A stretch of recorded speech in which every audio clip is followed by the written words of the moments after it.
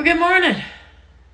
Hope you're all doing good this morning. I'm doing a whole lot better. Thank you all for your prayers.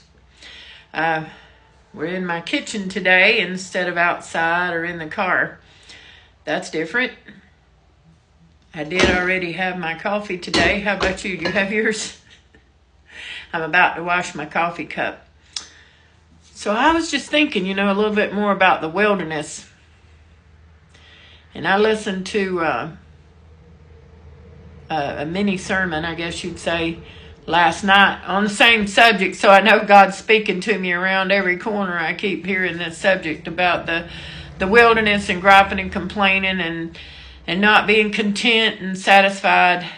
When we do all that, we're not just delaying God's plans, because, my goodness, the Israelites were delayed 40 years. But not only that,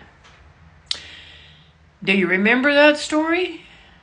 The Israelites that were headed to the promised land, because of all their griping and complaining, they never made it. Nope. God said, you're just going to wander around out here until you're dead. You're not going to get in there.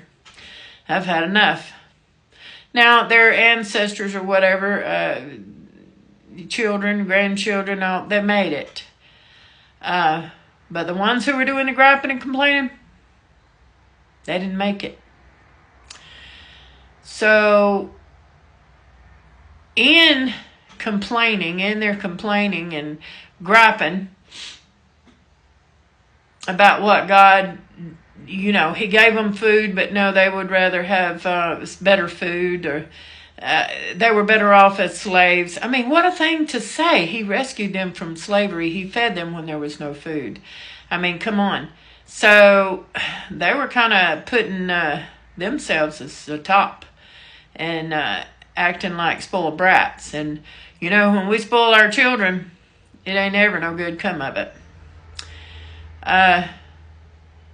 But they think they're entitled. And then they're going to gripe and complain about everything you do. No Christmas present, nothing ever is going to be good enough. Nothing's going to be right enough. Nothing's going to taste right. They wanted something else if you give them this, if you give them that. No good ever comes of that. So, as this guy that I was listening to last night put it, that's kind of like putting ourselves as an idol before God and worshiping our own wants and needs. That's kind of scary. So, the more I think about it, the more I read about it, and the more I listen about it, that wilderness is a dark, scary place. I'm going to work harder on my griping and complaining. And I got attacked from all sides yesterday of the enemy after I said something about griping and complaining. Along came a lot of reasons, and I griped and complained. But, I'm going to work on that. God's opening my eyes to that and showing me a few things. So, I think I'm going to listen. How about you? You going to listen? You going to come out of the wilderness with me? I think we should. Remember, God loves you, and so do I. Have a good day.